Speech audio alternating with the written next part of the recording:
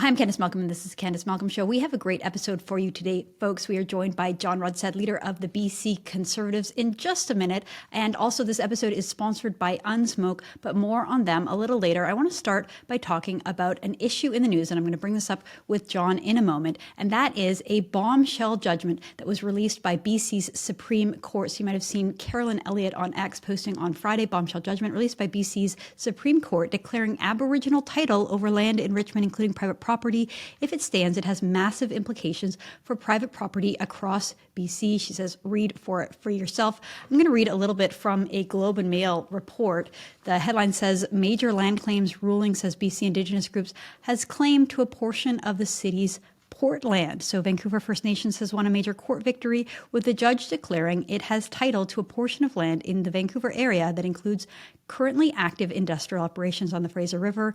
Justice Barbara Young of the BC Supreme Court declared that the Cowachan Tribes have established Aboriginal title to roughly 800 acres in the city of Richmond, as well as Aboriginal right to fish and food. Her 863-page ruling from a trial that stretched 513 days over 5 years from 2021 to 2023 was issued Thursday and published online Friday. The court ruling, in what was billed as the longest trial in Canada's history, no kidding, represents a milestone in the country's continual societal and legal reckoning of Indigenous reconciliation. The decision follows a line of similarly important rulings, and there will almost certainly be legal arguments and appellate cases. I hope so. I hope that there are challenges to this case, because it is truly disturbing and unsettling, folks. You see the land back activists, people demanding land back, saying that this is unceded land. You know, those land acknowledgements that we're forced to hear anytime there's a public press conference now from politicians, all saying that Canada is basically an illegitimate country and that the land actually belongs to the First Nations. Well, this court ruling is legalizing that, is putting precedent into that, saying that yes, First Nations have title to the land and they can take it back if they prove their case. Really interesting. Not only that, I'm going to read a little bit more from this Globe and Mail report. There are 3 different First Nations groups or bands that all have claims over the same part of land in Richmond, and they're pitted against each other. So I'm going to read a little here. It says the Cowachan Tribes case, like many before it, is particularly complicated. It says that the case pitted regional Indigenous groups against each other. The Cowachan are based on Vancouver Island, but in centuries past had an annual summer village on the Fraser River, or so they claim, and that is where they fish for salmon. The Musquem and Tsawwassen tribes have long lived around Fraser River in the BC's Lower Mainland. The Musquem upset over the court ruling on Friday morning. They called it devastating and said it impacts their own title and fishing rights. The land in question is within Musquem's traditional and unceded territory rights, the Globe and Mail. Chief Wayne Sparrow said in a statement that Musquem are extremely disappointed that the Cowachan would go against our shared Salish Coast protocols. It was emotional. I want to read just a little bit more. It says the Cowachan claim involved 1,800 acres, and the court declared title on roughly 40% of that. There are some privately held properties, this is important, but lawyers involved in the case say that if the ruling stands, that land would not be affected until the properties are sold. So you can keep your land for now, but you lose all value and all equity, because when you sell it, it's not going to be yours. Justice Young declared that the land titles held by Canada and Richmond to be defective and invalid. Defective and invalid. So the property to your home and to your land, well, a judge may declare that that is defective and invalid, and therefore you don't actually have title to your land. And again, from the Globe and Mail piece, it says if the Cowachan's win is upheld in future appeals, they could eventually take control of the land in question and use it as they see fit. Justice Young, a decade-long veteran of the court, suspended the declaration on land titles for 18 months, so the Cowachan federal government and city of Richmond will have the opportunity to make necessary arrangements. Much more remains, she writes. And then she continued to say that a period to allow for an orderly transition of lands is in keeping with the principle of reconciliation. Did you get that? The principle of reconciliation means an orderly transition of the lands. So for all those people calling for reconciliation, all of the focus on that, at least for the land back people and the what I consider extreme radicals in this position, reconciliation means an orderly transition of the lands. This is unbelievable, the direction that we're heading. I want to read a little bit from a legal blog. This is written by University of Saskatchewan's law professor Dwight Newman. He writes, "The less certain future of private lands in British Columbia," and basically just says that the judgment has a much broader implication that any privately owned lands in BC may be subject to being overridden by Aboriginal title. So yes, that is exactly what this means. Now, I'm going to bring John Rustad on in just a second because, as reported by Juno News, he wants an urgent appeal of the Aboriginal title ruling, which threatens public policy. But first, I want to thank our sponsor of today's show, which is Unsmoke. Look, folks, it's time to modernize Canada's rules on nicotine. Alternatives to cigarettes like heated tobacco, vaping products, and oral smokeless products don't burn tobacco or produce smoke. They aren't risk-free, but the growing body of scientific evidence shows that they have the potential to be substantially less harmful than smoking. Despite this, Canadians are banned access to critical information or even some of these products. Nicotine pouches remain banned in convenience stores. Current laws ban communication about the risk of these products compared to cigarettes. The evidence is there. The tools exist. Canadians should have the freedom to know about them. Learn more at unsmoke.ca.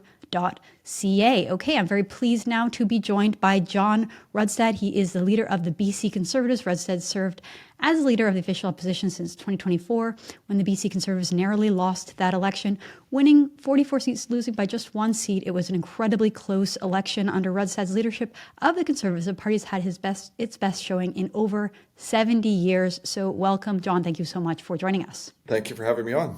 Okay, well, first of all, I want you to comment on this bombshell landmark ruling and what it means for the people of British Columbia and more specifically property owners in British Columbia. Yeah, this is a huge decision. When you look at a court case that finds title underneath private land, the reality for all of us as Canadians, as British Columbians, is they are incompatible. Indigenous rights, Indigenous title cannot coexist with private property rights. In your private property rights, for example, you have the right to put up a fence and say no trespassing. Right? It's your private property. You can use it for the things that you want to do.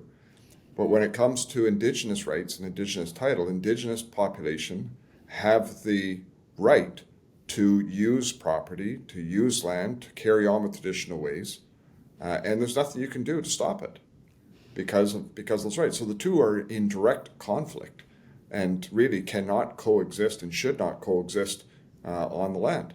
And so this has created a huge problem. And I talked to some of the homeowners that are impacted by this particular case, and they're concerned about their future. They ask, like this one lady I talked to, single mom, this is her life savings she put into buying this piece, and she's wondering now, have I lost my life savings? What does this mean? Do I have rights anymore? They're worried about how will this impact the value of their property?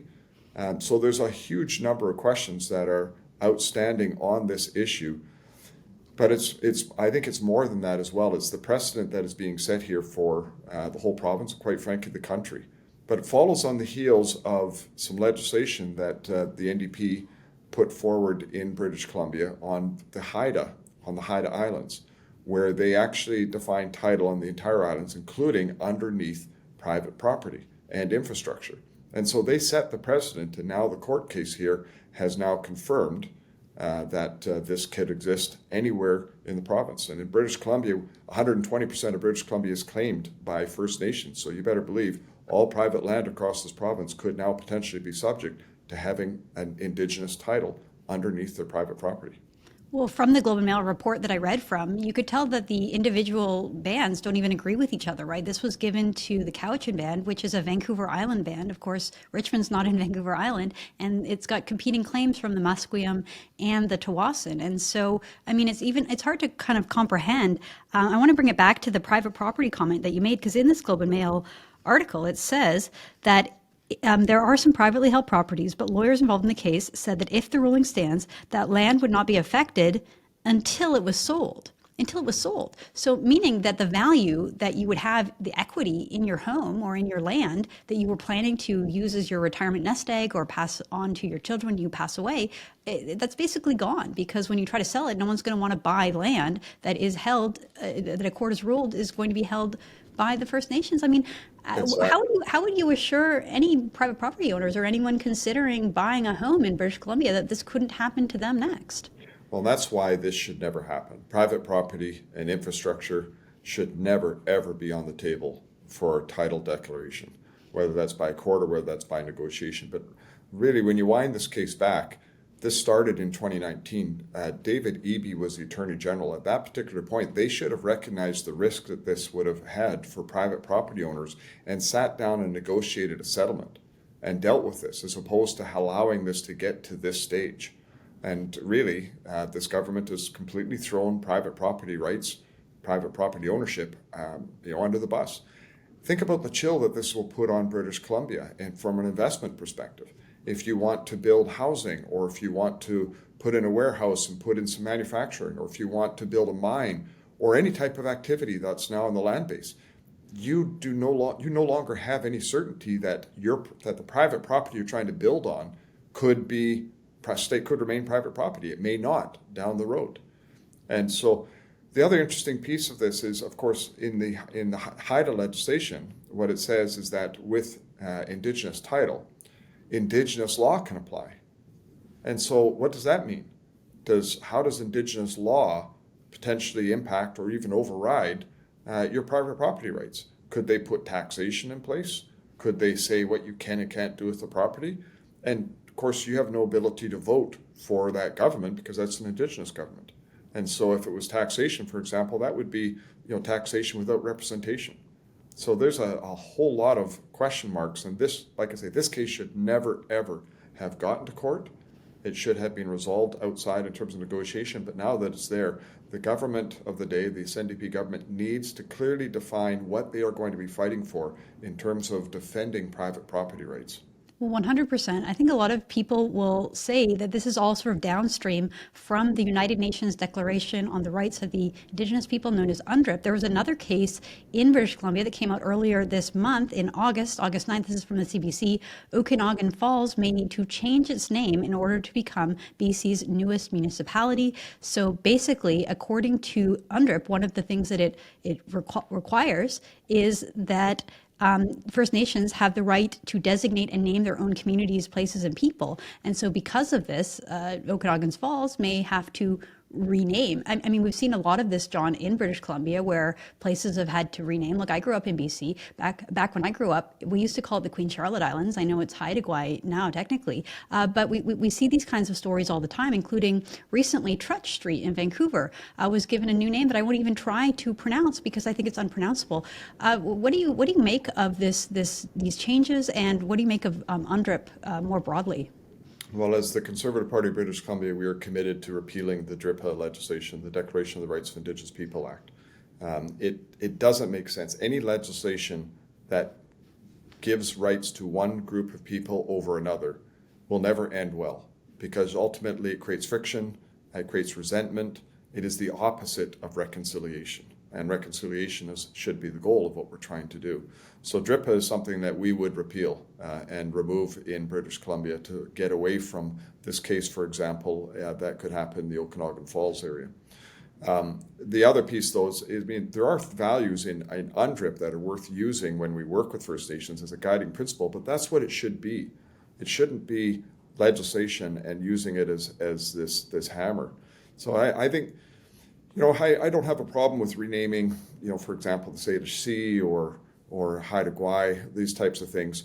But when it comes to many other things, look, we need to understand that in British Columbia, Indigenous people are somewhere between 4 and 5% of the population, and we need to be able to respect rights. But we also need to be able to respect the rights of all British Columbians, and we're all Canadians. So we need to make sure that what we are doing is reflecting all of us in terms of our true history, and quite frankly, what our future needs to be. Look, I want to push back just a little bit about the renaming. Like, I understand that obviously British Columbia was inhabited before the Europeans came, and that some of the names come from Indigenous words. I mean, even Okanagan, it's not an English word, right? It's clearly derived from a different language.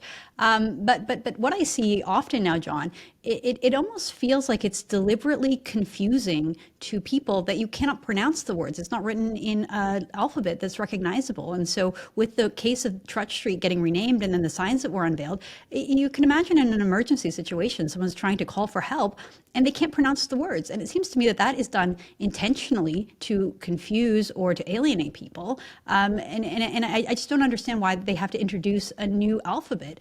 English and French are the official languages of Canada. So why would you rename streets and cities and places into words with an alphabet that we don't recognize? Yeah, the interesting thing is when it comes to Indigenous languages in British Columbia, we've got, I think it's 64 different dialects, 32 different languages with the Indigenous people. They didn't have a written language. And so when they're trying to translate how to pronounce words that cannot be easily spelt in the English language or the English dialect, they're trying to figure out how do you actually spell that. So they've tried to come up with an alphabet that is English. It is what we use, but it also is supplemented to reflect the sounds that they use as part of their naming. So you're right. There needs to be clear cases where something like that can work and something that makes sense, and some cases where it doesn't. A street name, for example, if the street name is on a reserve, in that type of thing, in many places around the province, it has a First Nations name. If you're talking about Main Street down the middle of a city, really is that kind of what you would need to be doing with the names? But in terms of a street that might be directly attached with First Nations territory within a First Nations reserve, I don't have a problem with that kind of a sort of name changing. Now, there is some issues. Yeah, there's no question there's going to be issues in terms of it, but that's part of what we need to be thinking about also in terms of reconciliation. And I'll just give you an example from my home community, Prince George. I was born and raised in Prince George. There was a park that was there. It was called Fort George Park. Well, that used to be a Claytley Tenay community. And they were forced out of that community and relocated to a community further upriver. And so when it came to looking at reconciliation, the city made a decision to rename that park Claytley Tenay Park. And there was a whole bunch of people that were opposed to it and concerned about it. So why would we do this? Until they learned the history. And then they went, oh, okay, wait a second here. Maybe this makes sense. And so, reconciliation is not an easy path to be walked. But once again, when you look at it, you got to think, how does this impact people on a day-to-day life? And particularly, this is why the private property infrastructure, why those sort of issues are such a big issue, because now you're talking about seriously impacting people's day-to-day lives and building their future. Yeah, well, you certainly raise a good point about reconciliation, and the idea is, creating a future where we can live and coexist in peace. But sometimes you see things in the news and online, John, that make you concerned about whether we're actually heading in that direction. This was something that I posted on social media. The Adams Lake Indian Band put up a sign recently that said no trespassing, no illegal activities, and no settlers. And I see that as very inflammatory language, and saying that certain people based on their skin color or their heritage are not allowed in other parts of the province or of their community. I mean, that's concerning. Look, I spent some time in high school in Campbell River, and sometimes we'd go on to the native reserves to visit friends or meet up with people, or just to drop by and say hi to someone. And the fact that they would erect a sign like this in Adams Lake saying no settlers, I don't know how strictly that's enforced, but it's a sign that when I saw it made me feel really uncomfortable. I wonder if you can comment on that. Yeah, I agree. It makes me feel really uncomfortable. It's the opposite of what reconciliation should be. It just is. We need to recognize that this is Canada, and even though Indigenous people might have been here for 10,000 years, they still came here from somewhere else, just like everybody in this country.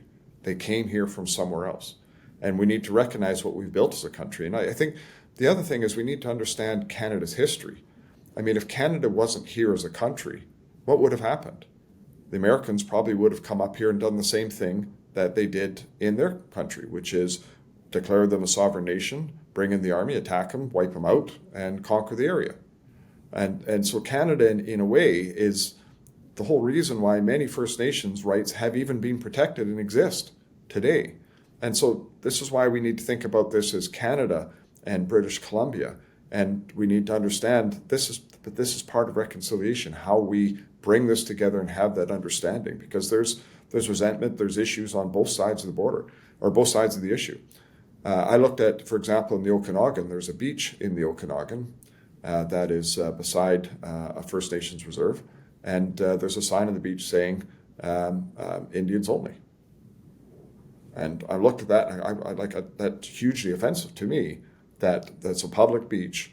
You know, the foreshore is Crown land. It's not owned by an Indigenous band. To put up a sign like that, first of all, I mean, it's racist. But second of all, it has that potential, that connotation about, you know, one group versus another. I thought the whole idea is that we're Canadians. We're trying to find a way to reconcile and to become one. But this is also a huge problem with our Constitution. Like, our Constitution has created many of these problems and issues we have today. When the Constitution came in 1982, and we had Section 35, which is what has enshrined Indigenous rights, which includes title, it was defined at the time as being this empty vessel of law that the courts would fill. Well, I think what we're seeing now, particularly with this case now with the Cowachan, and what we've seen through this is maybe that has gone a little too far. Maybe we need to be rethinking how to address this, to be able to make sure that we recognize and respect and reconcile the Indigenous people, the people that were here before us, but also the rights of all Canadians and how those things come together.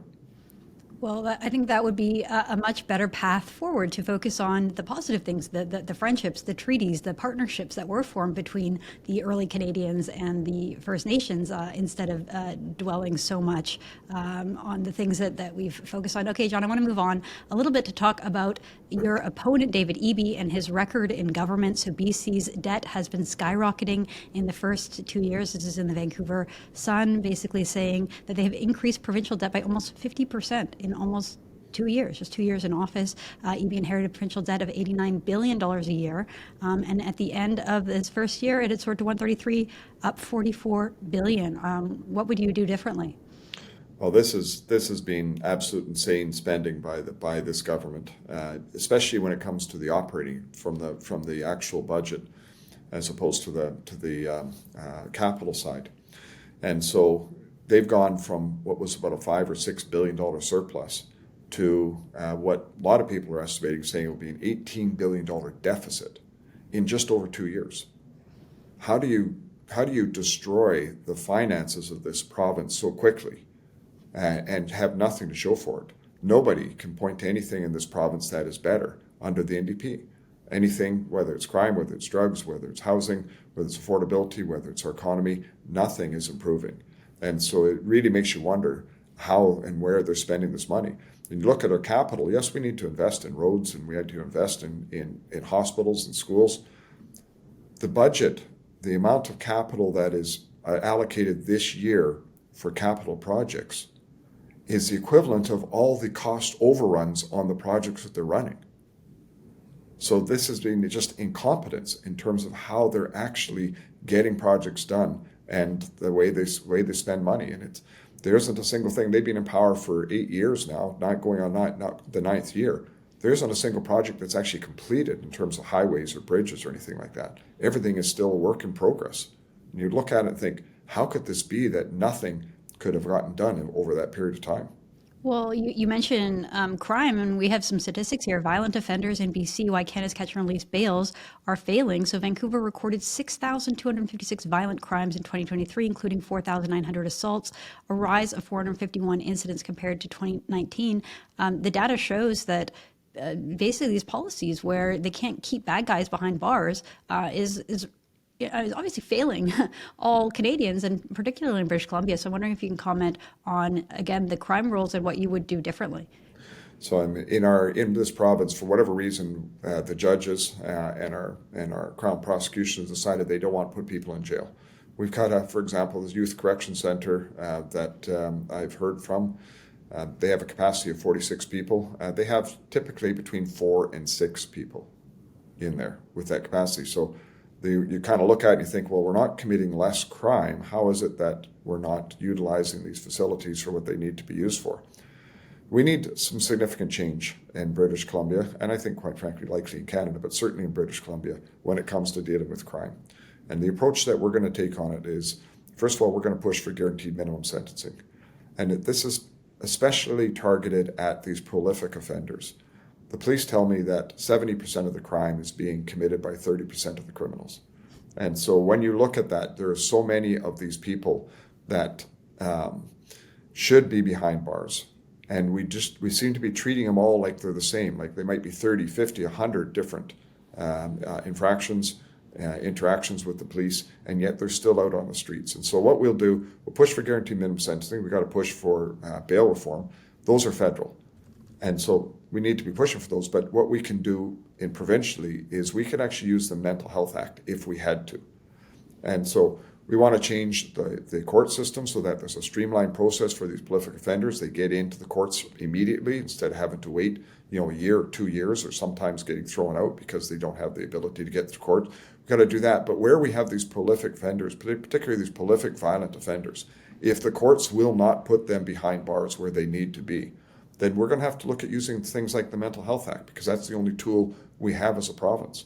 So if somebody's at risk of harming themselves or others, they can be held and treated and not released until they're no longer a risk. And we might have to start looking at that. And here'll come the rub. Of course, there'll be a Section 7 challenge from the Charter because you're taking away their rights. And we may have to use the notwithstanding clause if need be, because we need to get these people off our streets. Enough of protecting the criminals' rights. We need to start protecting the citizens' rights so that they can be safe once again in our streets. 100%. And honestly, I think it's a compassionate thing to do, because so many of the people that you see on the streets suffering out in the open using drugs, they also have mental health issues. And that's something that's sort of often ignored by the progressive side of things. John, I know you are undergoing a leadership review for your party, which wraps up in September. And then you have an AGM that is coming up in the fall. So I'm wondering if you can tell us a little bit about that process. Sure. Well, actually, the AGM is not out for a little while here yet. But yes, the leadership process is going on throughout the province. And this is standard for any political party in terms of a leadership review that needs to be done. Our old constitution said that every year there had to be a leadership review, regardless of whatever the circumstance was, and it was to be done online, where people got a chance to vote by email or whatever the case may be. We looked at it and went, that's not really a very, first of all, it's not stability, but it's not a right way to do it. And so we decided we would give people an in-person opportunity to vote as to whether or not they like the leadership of the party, and they like the pledge that I've put forward in terms of our priorities as a party and as a leader. And we'll see how that process goes. But I've been touring throughout the province. I've been meeting with members right across British Columbia, and people are quite happy with what we're doing. They like the direction that we're going. Most people are like, they certainly wish we had won the last election.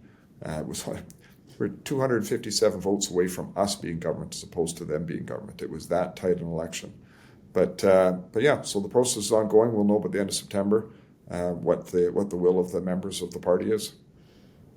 Great. Well, we look forward to having you back, and hopefully you can tell us more about the update from the AGM and continue. I mean, it's wild how close that election was in BC. Reminds you folks how important it is to get out there and vote. That's John Rustad, leader of the BC Conservative Party. Thank you for your time. All right, folks, thanks so much for tuning in. We'll be back again tomorrow. I'm Candice Malcolm. This is the Candice Malcolm Show. Thank you, and God bless.